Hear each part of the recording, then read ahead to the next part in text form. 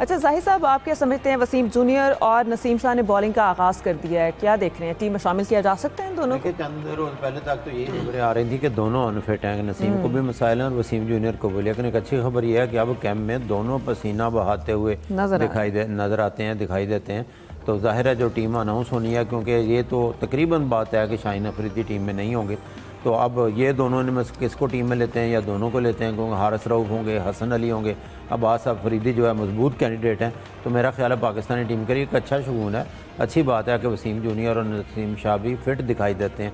वो हम डेली इस पर जिक्र भी करते हैं, क्योंकि स्किल्स कैंप के कल यूसुफ साहब ने बताया था कि 2 दिन का इजाफा कर दिया गया और थोड़े ही दिन अब बाकी हैं, टीम अनाउंस भी हो जाएगी, फिर कैंप इसका कराची में लगेगा।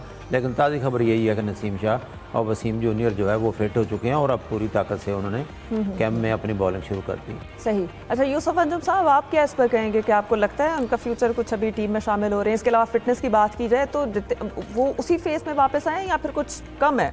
देखिए दिखाई तो यही दे रहा है कि नसीम शाह का शायद उसमें उनको शामिल कर लिया जाए, क्योंकि फिटनेस उनका इतना ज़्यादा इशू नहीं रहा। वो काफ़ी अरसे काफ़ी रिदम के साथ कल हमें बॉलिंग करते हुए वहाँ पर दिखाई दिए थे।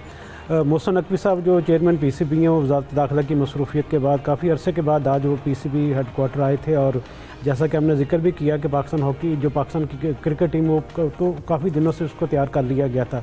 अब उनकी मंजूरी के बाद मेरे ख्याल में आज उनकी मंजूरी की तरफ से होगी उनके साइन होने के बाद या किसी भी टीम का ऐलान मुतवक्को, क्योंकि कल आपको पता है कि कल आखिरी वर्किंग डे, उसके बाद मुहर्रम की छुट्टियां भी होंगी, जिसकी वजह से यकीनी तौर पर पाकिस्तान क्रिकेट बोर्ड ये चाहेगा कि जितने भी हेल्थ मामला हैं उनको जल्दी जल्दी निपटा दिया जाए। और इम्कान यही है कि आज या कल किसी भी वक्त जो टीम का ऐलान है वो कर दिया जाए कि उसके बाद 8 जुलाई से कैंप शुरू होना है कराची में। यकीनी तौर पर फिटनेस के हवाले से हमेशा एक पाकिस्तान टीम के साथ सवालिया निशान रहा है, किसी भी ख़ास तौर पर फास्ट बॉलर के हवाले से।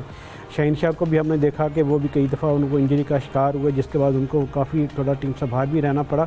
यही हम सूरत हाल नसीम शाह और वसीम जूनियर के साथ भी देख रहे हैं, क्योंकि जोर लगता है और उसके लिए आपको अगर आप मुकम्मल 100% फिट नहीं होंगे तो आपको लिए मसाइल पैदा होते हैं आगे चलकर। तो इसलिए पाकिस्तान क्रिकेट बोर्ड के जितने इंतज़ामिया हैं, ख़ासतौर पर आकिब जावेद और जो सबके साथ फिटनेस ट्रेनर हैं, वो चीज़ को देख रहे हैं कि जो भी खिलाड़ी सेलेक्ट किए जाएं और या जिसमें अगर कोई तब्दीली भी करना मकसूद हो तो उन खिलाड़ियों को लिया जाए जो 100% टीम के लिए खेल सकें और मुकम्मल फिट हों और तमाम मैचेस का वो हिस्सा बन सके। अब देखते हैं कि वो टीम कौन सी अनाउंस होती है अब ये सारे इश्यूज़ को लेने के बाद। अच्छा सलीम खालिक साहब, आपकी क्या राय है? हमारे जो प्लेयर्स हैं उनकी इंजरीज बहुत ज़्यादा होती हैं, क्या वर्कलोड सही इस तरीके से मैनेज नहीं किया जाता? दूसरा, ये बिग बैश के शेड्यूल का ऐलान कर दिया गया, बाबर आजम भी उसका आगाज़ करेंगे, उस पर क्या कहेंगे? बाबर आजम कम बैक करेंगे? पहले तो ये जो आपने फिटनेस वाली बात की, वर्कलोड तो देखें कुछ प्लेयर्स पे तो जैसे एक जमाने में शाहीन शाह अफरीदी के हवाले से बहुत बातें होती थी कि उनके ऊपर वर्कलोड था।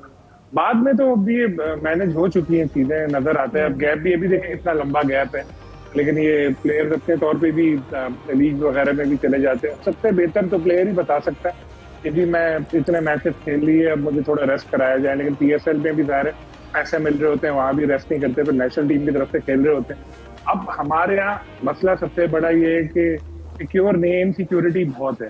चाहे वो बड़े से बड़ा प्लेयर हो, वो डरता है, वो कोई बोलेगा कि यार मैं आपकी इंजरी बता दी कि जी मेरे साथ ऐसा मसला चल रहा है, छोटी मोटी भी कोई इंजरी है, तो ये ना हो कि मुझे बाहर कर देंगे और उसके बाद फिर मैं खेल ही ना पाऊँ।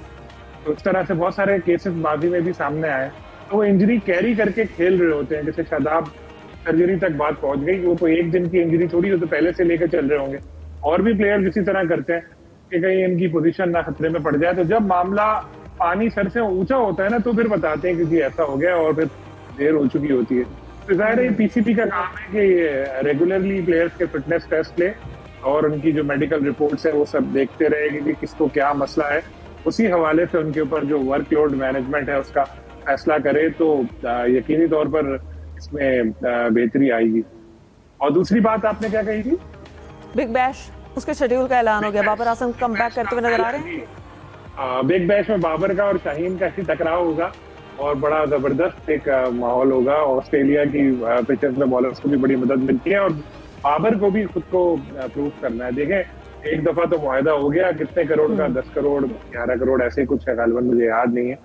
लेकिन अब उसके बाद उनको अपनी वर्थ भी साबित करनी पड़ेगी। प्लेयर बहुत बड़े हैं, लेकिन जो क्रिकेट बाहर के लोग खेलते हैं वो एक अलग किस्म की क्रिकेट होती है। वहाँ ऐसा नहीं होता कि शुरू में आप टाइम ले और बाद में फिर मार धार करके फिर कोशिश करें कि वो यहाँ पर शुरू से उनको खेलना पड़ेगा और दिखाना पड़ेगा कि वो हर तरह की क्रिकेट के बेहतरीन बैट्समैन दूसरे शाहीन है, उनको भी अपने आप को साबित करना है। तो एक अच्छा मुकाबला पहले शुरू से ही नजर आएगा और बाद में भी ऐसा ही होगा। वैसे एक बात मैं बताऊं, ऑस्ट्रेलिया में टैक्सेस बहुत ज्यादा है। जैसे अगर किसी का अगर 10 करोड़ का मुआहदा हुआ है ना, उसको 6 करोड़ मिलेंगे, 4 करोड़ तो वो टैक्स में निकल जाएंगे। तो इसलिए जो फिगर्स आ रही है इसमें हमें ये भी चीज देखनी चाहिए। लेकिन एक चीज बहुत अच्छी है कि इस बार कई सारे प्लेयर्स हमारे बिग बैश में हिस्सा ले रहे हैं, तो एक अच्छी चीज है। और ऑस्ट्रेलिया को भी पता है कि पाकिस्तानी बहुत है वहाँ ऑस्ट्रेलिया में, मैच देखने के लिए आएंगे तो अच्छा माहौल बनेगा वहाँ पे भी। सही। अच्छा जाहिर साहब, आप क्या कहेंगे कि क्या पीसीबी वाकई खिलाड़ियों को हौसला हिम्मत नहीं देता? इस वजह से ये होता है कि खिलाड़ी अपनी इंजरी जो थोड़ी बहुत होती है उसे छुपाते रहते हैं। इसके अलावा बांग्लादेश और श्रीलंका का जो वनडे हुआ है उस पर जरूर मैं राय लेना चाहूंगी। बांग्लादेश की टीम तो बिल्कुल बेहद की दीवार साबित हुई। एक जमाना होता था जब वसीम और वकार होते थे तो डॉक्टर तौसीफ रजाक जो हैं वो इनके ट्रेनर थे, डॉक्टर थे। तो उनसे मैंने पूछा कि जब उस ज़माने में गर्मियों में क्रिकेट नहीं होती थी, मैंने पूछा जब 2 माह या 3 माह के बाद आते हैं सीज़न के बाद, तो कौन से प्लेयर ऐसे हैं जो अपनी फिटनेस का म्यार वही बरकरार रखते हैं? तो उन्होंने कहा दोनों डब्ल्यूज, वसीम और वकार। प्लेयर्स ने अपनी इंजरीज़ का खुद ख्याल रखना होता है, खुद अपनी फिटनेस का ख्याल रखना होता है यकीनी तौर पर, क्योंकि उनकी क्रिकेट है, उनका उड़ना बिछाना है, तो ज़ाहिर है अपनी इंजरीज छुपाते हैं कि एक दफ़ा टीम से निकल जाएंगे दोबारा शायद उनकी जगह नहीं बनेगी। उस ज़माने में क्योंकि बड़े खिलाड़ी होते थे, आपने कभी सुना था सरफराज नवाज अनफिट हो गए, इवन वकार अनफिट हो गए या वसीम अनफिट हो गए, मुसलसल खेलते रहते थे क्योंकि अपनी फिटनेस का ख्याल बहुत रखते थे। जहाँ तक आपने बांग्लादेश और श्रीलंका का जिक्र किया, क्योंकि इस सेंस में अगर देखा जाए कि इसके बाद जो भी पाकिस्तान की टीम अनाउंस होगी उसने 3 T20 जाकर खेलने हैं बांग्लादेश में। तो बांग्लादेश की टीम अभी जो है श्रीलंका में मौजूद है। कल पहला वनडे मैच हुआ जिसमें वो मीडिया राय के मुताबिक वहाँ सांप भी घुस आया था। तो उसमें बांग्लादेश की टीम को अगर देखें तो 245 रन का टारगेट था, 102 पे गालबन उनके 2 प्लेयर आउट थे और 105 पे उनके 8 प्लेयर आउट थे। तो रेत की दीवार साबित होती है। टीमें अभी तक इनके अफर तफरी का शिकार है। टीम एक दिखाई नहीं देखी। नजमुल शंतू ने टेस्ट मैच हारने के बाद फ़ौरन रिज़ाइन कर दिया था कप्तानी से और उन्होंने ये कहा था कि 3 किस्म की क्रिकेट है, टेस्ट, वनडे और T20, तीनों के अलग अलग कप्तान बताएं। बड़ा मुश्किल होता है प्लेयर्स का इसके साथ एडजस्ट करना, क्योंकि टेस्ट के कप्तान नजमुल शंतू थे, मेहदी हसन मिराज जो है वनडे का कप्तान है, लिटन दास को T20 का कप्तान बताया। तो बड़े अफसोसनाक सी परफॉर्मेंस रही वहाँ पे बांग्लादेश की। अब पाकिस्तान जब जाता है और अभी तो इनके 2 यहाँ वनडे भी होने हैं, 3 T20 मैच भी खेलेगी बांग्लादेश की टीम, तो आहिस्ता आहिस्ता में भी अपने आप को एडजस्ट कर लें यहाँ पे। सही। अच्छा यूसुफ अंजुम साहब, आप क्या समझते हैं बांग्लादेश की टीम ने कहाँ क्या क्या गलतियाँ की हैं? देखिए, बांग्लादेश की टीम यकीनी तौर पर जब भी बाहर जाती है, जाकर खेलती है, तो उसके लिए मुश्किलात का उसको सामना करना पड़ता है।